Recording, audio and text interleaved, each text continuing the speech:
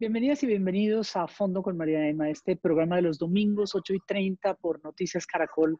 Ahora, en una semana muy difícil para nuestro país, una semana de mucha convulsión, de enormes crispaciones y por supuesto de una situación social en las calles que ha sido difícil. Pero claro, si en Colombia llueve, en la región no es que escampe. Y para entender, ayudarnos un poco a ver qué está pasando, hemos invitado a tres internacionalistas, profesores del externado, coincidencia maravillosa para nosotros, María Teresa Aya, a Rafael Piñeros y a Aldo Olano. Ellos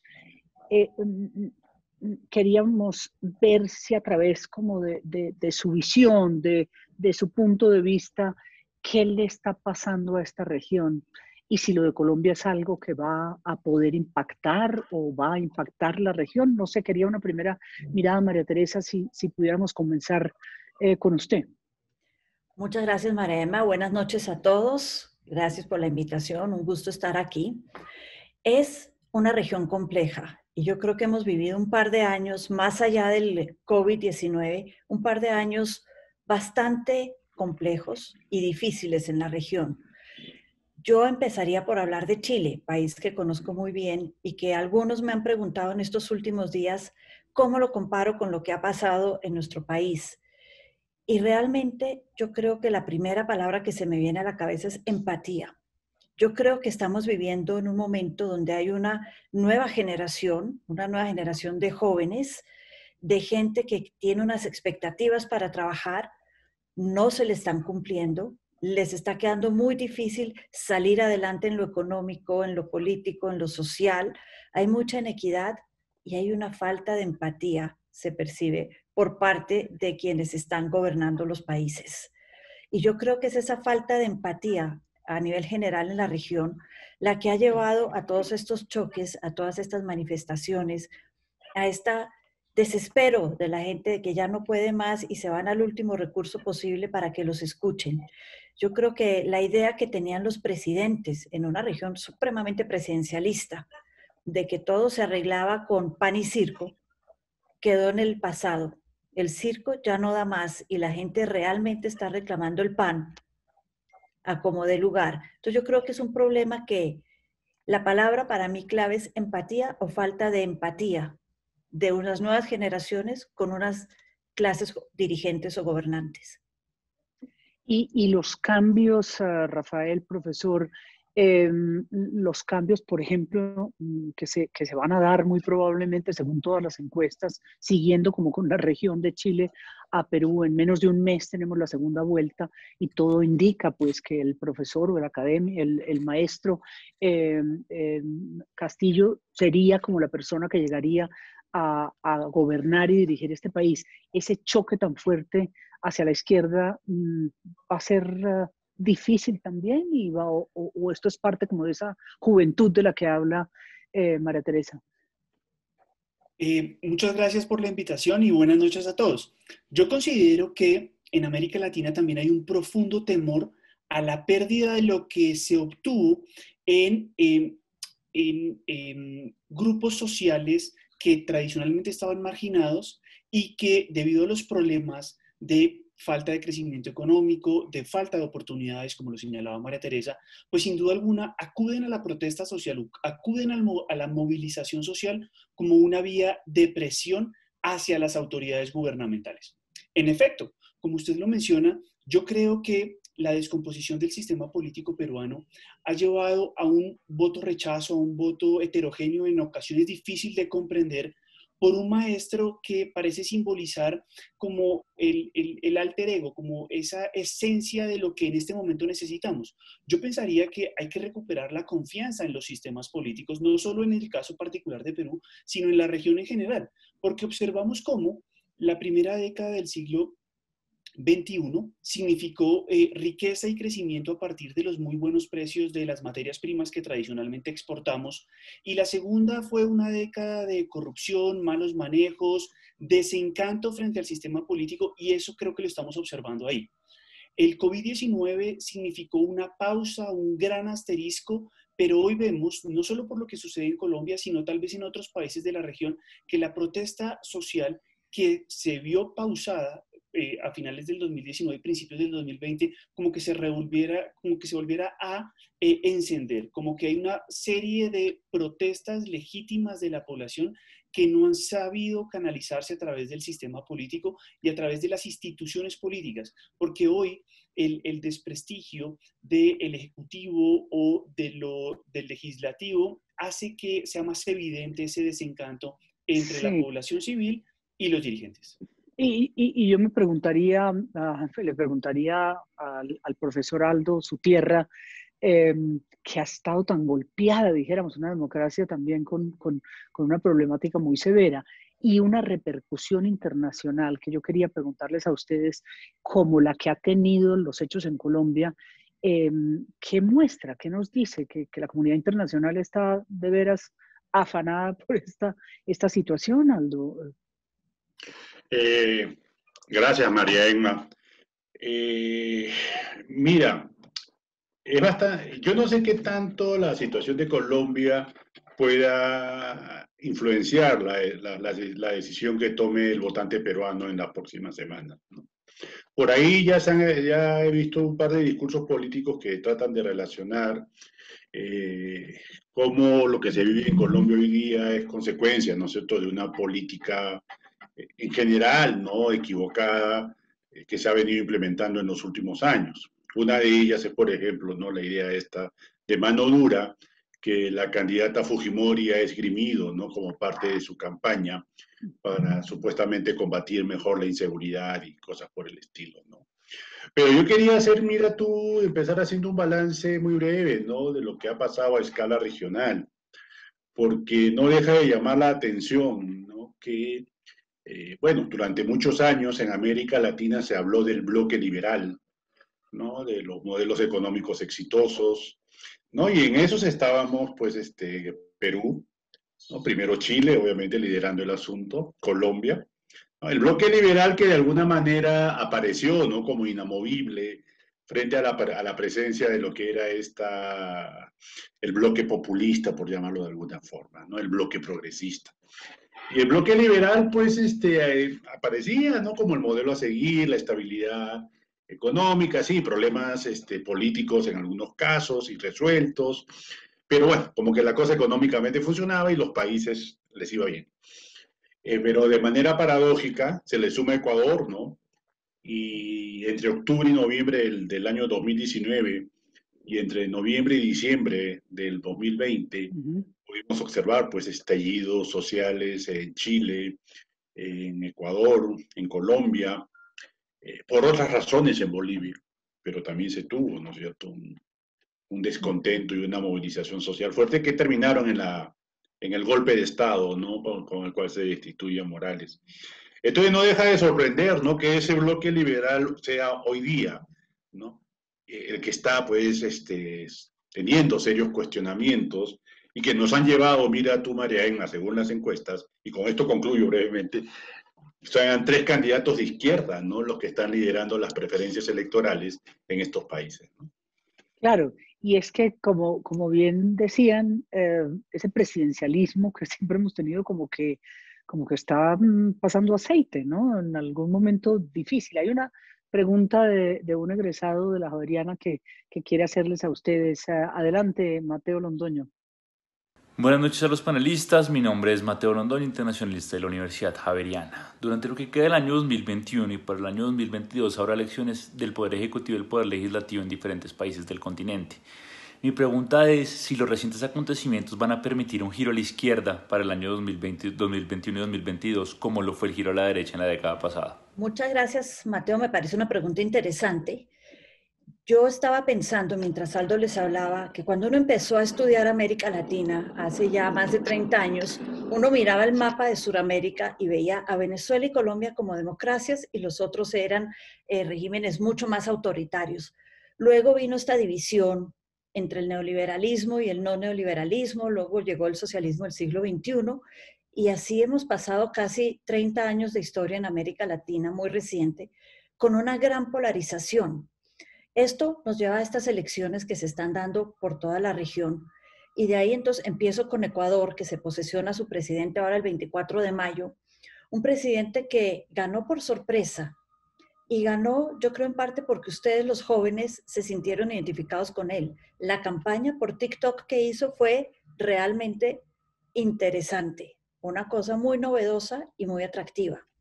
¿A qué nos lleva esto? A que hay elecciones también en Perú. En Chile hay elecciones, no tanto, si hay de presidente en noviembre, pero más importante ahorita el 16 de mayo para constituyentes, para una nueva constitución, cambiar toda la Carta Magna, todo esa letra que rige el país, esa columna vertebral del país, que también es resultado de las protestas y de una nueva visión y un nuevo enfoque. Yo creo que estamos en una región que siempre ha sido polarizada. No podemos decir que es una polarización nueva. Hemos vivido péndulos de un lado para el otro. En ese sentido, hemos pasado de la izquierda a la derecha, de la derecha a la izquierda. El golpe de Estado en Bolivia fue en contra de la izquierda, después en elecciones volvió a ganar la izquierda. En Ecuador teníamos una izquierda y ahora tenemos a Lasso, después de 3 campañas como presidente. En Chile dicen que es un país muy de izquierda, es un país socialista para muchos, pero Lavín, el de la derecha, candidato varias veces, es quien más ha desarrollado empatía con los manifestantes, casi que de manera irónica. Es decir, yo no podría decir que va a ganar la izquierda en el continente, pero sí podría decir que el péndulo se está moviendo nuevamente y de haber pasado de un socialismo del siglo XXI frente a unos países de Alianza del Pacífico, ahora estamos en un reacomodo de fuerzas en la región que va a ser muy complejo, sí, pero también muy interesante como todo lo complejo. Yo creo Y que en ese eso se sentido, podrá reflejar aquí en nuestro proceso electoral en un año cortito. Adelante, lo interrumpí. usual- usualmente un año antes es que empezamos, tal vez los medios de comunicación y los mismos politólogos, a hablar de, ya empezaron las elecciones presidenciales, pero yo creo que ha habido un interés particular de ir encasillando precandidatos desde un tiempo atrás. Y tal vez es como esa ansiedad que se nota en la región por tratar de superar, uno, la pandemia, dos, las dificultades económicas y tres, las dificultades mismas del sistema y de las instituciones políticas que usted viene mencionando. Entonces yo creo que son varios los desafíos que tenemos y es importante, como lo mencionaba en la pregunta, el giro, pero también hay que detenernos en cómo se configura luego el poder legislativo, porque si nosotros miramos, por ejemplo, la victoria de Lasso en Ecuador, que fue y que va a ser el fenómeno de estudio político, porque yo creo que nunca ha habido un comeback tan importante y tan decisivo como el que hizo ese señor en Ecuador. O sea, realmente fue impresionante desde el punto de vista político la manera Pero en la por que una recogió. división de la izquierda también, ¿no? Como nos ocurrió Claro, aquí pero con sí. la división de Fajardo y Petro en su momento, ¿no? Sí. Y si miramos, el Congreso en Perú, en Ecuador quedó significativamente fragmentado. ¿Por qué? Porque Pachacutic va a tener 33 escaños en una Cámara de 137 miembros y creo su movimiento va a tener 12. El movimiento de Araúz tiene 49. Entonces, eso de una u otra forma nos tiene que hacer entender que independientemente del cambio en el Ejecutivo, hay que mirar también cómo va a gobernar, qué elementos va a tener para hacer en la configuración de su gabinete y en el tipo de leyes que pretende impulsar. En Ecuador, los derechos a las minorías, hay distintos grupos sociales que llaman a tener mucha cautela porque aún sienten que a pesar del discurso conciliador de Lasso, pues hay unos elementos de tal vez de las personas o de los grupos políticos que lo acompañaron que van a estar detrás también generando presión para unas reformas desde el punto de vista de la salud, de la educación, que la gente no va a estar dispuesta, o algunos grupos sociales distintos a los que lo llevaron al poder, no van a estar dispuestos a aceptar. Entonces, Sí. yo creo que también el entorno es negociación. ¿Y cómo podemos darle a la sociedad políticas públicas que respondan a sus necesidades? Aldo, yo no sé cómo, qué parte del juego en esta ecuación genera Venezuela. El estatuto migratorio de protección migratoria que entró en vigor esta semana, el nuevo Consejo Nacional, la composición del nuevo Consejo Nacional Electoral, donde pues pareciera que Maduro dio entrada a algo de oposición, aunque Guaidó no lo reconociera. ¿Cómo va a jugar esa ecuación? Pues bueno, el factor Venezuela en los últimos 15 años ha jugado su papel en América Latina, ¿no? Definitivamente, sí. No lo voy a poner en duda. Yo creo que aquí en Colombia en las últimas elecciones presidenciales se vio reflejado. Y eso es algo que también hoy día se discute en Perú, ¿no? O sea, parte importante de la gente que apoya a Keiko Fujimori lo hace por el temor a convertirse en Venezuela, ¿no? Y te lo dicen abiertamente y lo expresan así en redes sociales, conversaciones personales de todo tipo. O sea, hay un sector de la población que sí está atemorizada, ¿no? Que nos podamos convertir en otra Venezuela. Aunque, pues, a mi modo de ver, otra Venezuela es imposible en el continente, ¿no? Y yo trato de transmitir un poco eso, ¿no? Otra Venezuela en América Latina hoy día, o incluso en cualquier lugar del mundo, es irrealizable, ¿no? Porque creo yo que ningún político razonable va a pensar en implementar, ¿no?, el modelo venezolano en su país, ¿no? Sabría perfectamente que está condenado al fracaso. Y es por eso que yo sí estaba reflexionando sobre cómo hoy, por ejemplo, en América Latina podríamos estar hablando de una izquierda que necesita además diferenciarse de lo que fue el proyecto chavista bolivariano, que en gran medida necesita diferenciarse, ¿no es cierto?, de lo que hizo Rafael Correa en Ecuador y quizás también diferenciarse de lo que en algún momento hizo Evo Morales en Bolivia, ¿no? Ya no hablo de Brasil, Argentina, porque ahí las situaciones son distintas, pero y eso es notorio, ¿no? Ahora, mira tú de que en Ecuador el triunfo de Lazo en gran medida, yo diría que en gran medida se explica por el anticorreísmo. O sea, Correa tenía el 70% del país en su contra, ¿no? Y esa es la votación que obtuvo pues en la primera vuelta, ¿no? Ya después, producto de las alianzas, coaliciones y demás, bueno, la abstención de Pachacuti hay que tenerla muy presente. Lazo logra coaligar toda esa oposición a Correa, ¿no? Dejemos por fuera a Pachacuti, pero coaligando a esa oposición a Correa es que logra pues remontar el marcador, por decirlo así, ¿no? Y hay una pregunta que nos hace desde Arauca Margarita Invet que tiene que ver con este tema y me gustaría a ver qué opinan ustedes. Adelante, Margarita. Hola, soy Margarita Invet, soy economista, actualmente trabajo en el sector humanitario, trabajo en una ONG local en el departamento de Arauca y quisiera preguntarles cuáles creen ustedes que son los retos a los que se está enfrentando el gobierno nacional en este momento en cuanto a la implementación del Estatuto de Protección Temporal para Migrantes Venezolanos. Bueno, ¿quién se le mide a esta pregunta? Es una pregunta interesante. Colombia es un país que tiene un karma muy grande con la migración. Y yo creo que el estatuto representa un paso adelante muy importante en lo que ha sido su política pública de migración de los últimos 100 años, sino los 200 años que llevamos de vida. Es un país donde se estima hay cerca de, hablemos de cifras redondas, 2 millones de venezolanos, más 500,000 de ellos que pasan por el país en un tránsito permanente, que van y vienen, más unos 500,000 retornados, es decir, hijos de colombianos que se habían ido hace años a Venezuela o colombianos que se habían ido a Venezuela hace años y están retornando al país. Eso nos deja una población importante que tiene mucho que aportar al país, sí, pero primero hay que solucionar el tema humanitario. Es decir, el tema, por ejemplo, la Corte esta semana ya avaló que la ley diciendo que los menores de edad, hijos de venezolanos, por razones de no ser apátridas, pueden acceder a todos los servicios que un niñito colombiano accede normalmente, educación, salud. Eso es importante. Entonces yo creo que Colombia tiene un reto grande, está tratando de entenderlo, de asimilarlo.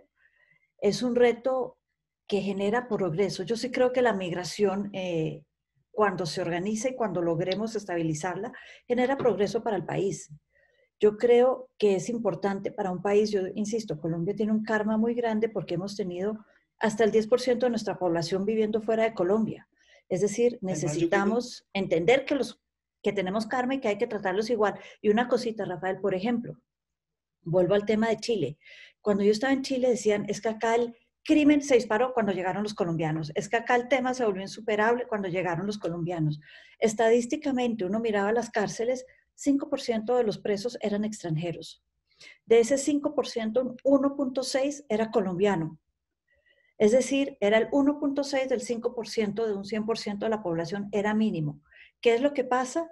que suelen ser el chivo expiatorio, entonces suelen estar más presentes en los medios y suelen exacerbar unos sentimientos nacionalistas. Nosotros no podemos caer en eso en Colombia y yo creo que el estatuto es un primer paso para salir adelante, asimilar y entender que la migración puede generar progreso. Y yo creo que en ese sentido también hay que ponerle atención a una cosa. Yo creo que no hay una región en el mundo o no hay un país que pueda decir, saqué 5 o la máxima calificación en materia de asimilación de migrantes, especialmente para un país como Colombia que se transformó tan rápido. Hasta si nosotros miramos lo que pasaba hace 10 años en nuestro país, expulsábamos colombianos, la gente se quería ir y 10 años después nos damos cuenta de que hay que absorber una gran cantidad de personas que está llegando y los servicios, si los servicios sociales eran insuficientes, salud, educación, pues cuando llegan masas importantes a las principales ciudades, tal vez lo que esté pasando en Cali tiene relación con ello, pues la evidencia va a ser mayor. Pero los migrantes tienen muchas ventajas, entre ellas son mucho más arriesgados, están dispuestos a poner comercios, están dispuestos a ofrecer sus servicios al mercado laboral y eso hay que aprender a absorberlo. Otro elemento, tal vez institucional, es tenemos que mejorar nuestra gobernanza de trabajo a nivel interno. Y es que si nosotros miramos el mapa que tiene Migración Colombia, es un mapa muy complejo de entender.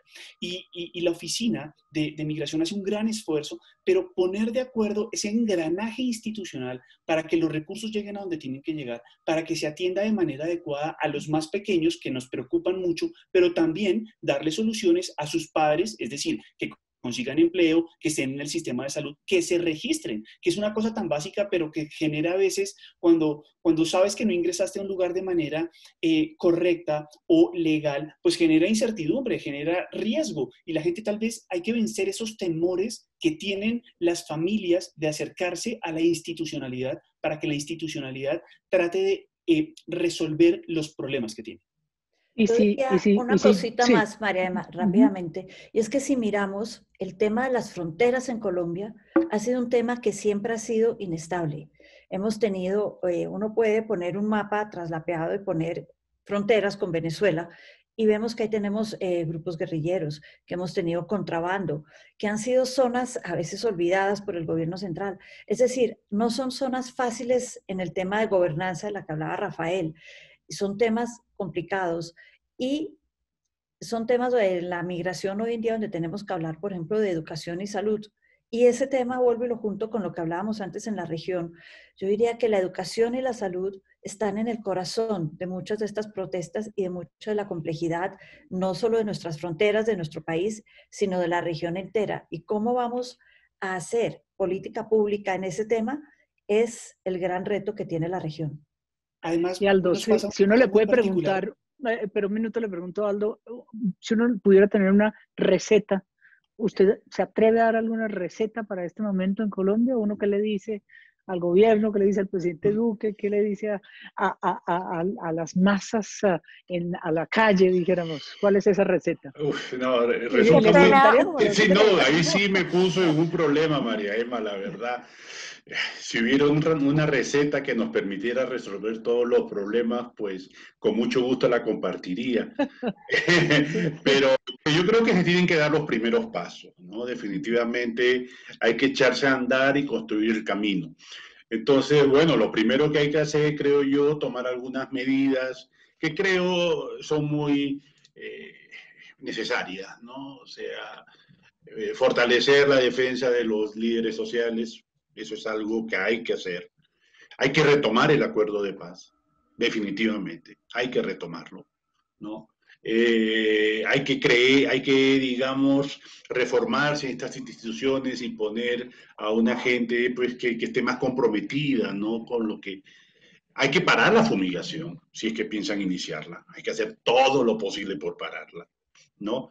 Hay que evitar, digamos, estos enfrentamientos contra la policía o que la policía no utilice el armamento que está utilizando. O sea, hay cosas, ¿no es cierto?, que se pueden ir haciendo con la finalidad de, bueno, por un lado, distensionar la relación y por otro lado, iniciar, ¿no es cierto?, unas políticas que podrían ser distintas, ¿no? Y que pues ya sabemos también muchas veces esas políticas son generadoras de violencia. Bueno, pero para alguien que no tenía la receta salió perfecto, porque yo creo que nos dio de verdad como como un sentido un poquito más histórico desde los procesos, desde el proceso de paz y la problemática más estructural. No sé, Rafael, ¿cómo rematamos esto? ¿Cuál es su receta? Si es que hay alguna. Y terminamos con Tere. Por supuesto, yo creo que el diálogo nacional, escuchar a las fuerzas vivas de la política y a los distintos grupos y sectores nos pueden dar una perspectiva importante de lo que María Teresa mencionó al inicio de este programa, y es empatía. Yo creo que el Ejecutivo, acá o en cualquier lugar, tiene que demostrar esa capacidad de gestión y esa capacidad de liderar procesos que permitan darle solución a los problemas de todos. El presidente representa la institucionalidad. Por supuesto, queremos que siempre le vaya bien a este o a cualquiera y necesitamos justamente de ese buen engranaje entre los distintos sectores para darle solución a los problemas. Impuestos se necesitan. La gota que rebosó la copa tal vez en nuestro país fue una reforma en un momento inadecuado, si se quiere, pero los recursos se tienen que alcanzar, porque se ponen en riesgo importantes programas de apoyo gubernamental y del Ejecutivo a los sectores más necesitados de la población. El problema es que también se espera que él mismo logre reducir de alguna manera gastos que eventualmente en algunos sectores pueden ser innecesarios. El diálogo, la empatía y la acción precisa para ajustar lo que haya que ajustar en el momento adecuado. Pues María Teresa, le toca a usted a redondear este ponqué y poner la cereza, como decimos popularmente. Yo creo que lo que ha dicho Rafael y lo que han dicho Aldo son el reflejo de un problema muy fuerte en la región, que es la corrupción. La corrupción quita la confianza, le disminuye a la democracia, genera obstáculos para el desarrollo económico y ahí nos lleva a qué fue lo que pasó en Colombia, qué es lo que estamos buscando, una reforma tributaria, el desarrollo económico contra viento y marea. En Chile fueron los 30 pesos del metro, otra vez es un tema económico, la gente está que no resiste más, pero ciertas reformas son necesarias, como dice Rafael. Entonces yo creo que esto es un reflejo de la falta de confianza en los gobiernos y hay que retomar y reganar esa confianza. Entonces yo terminaría concluyendo con que metámosle inteligencia emocional a la política en la región. A ver qué pasa. Pues gran remate y gran conclusión y recomendación. Creo que esta va a ser una tarea que exige que todos nos unamos, porque yo creo que, sobre todo en Colombia, pero la región también, pues queremos salir adelante y en vísperas de unas elecciones como las que nos esperan el próximo año, más que bienvenido. Así que, profesores, gracias por acompañarnos, Aldo Olano, a Rafael, por supuesto, Piñeros y a María Teresa Aya, y los espero a ustedes en 8 días en un programa más de A Fondo con María Emma por Noticias Caracol Ahora. Muchas gracias por acompañarnos. Muchas gracias. Muchas gracias, María Emma. María Emma, muchas próximo gracias domingo. por la invitación. Fue un placer. Hasta la próxima. Hasta la próxima. Gracias. Un gusto.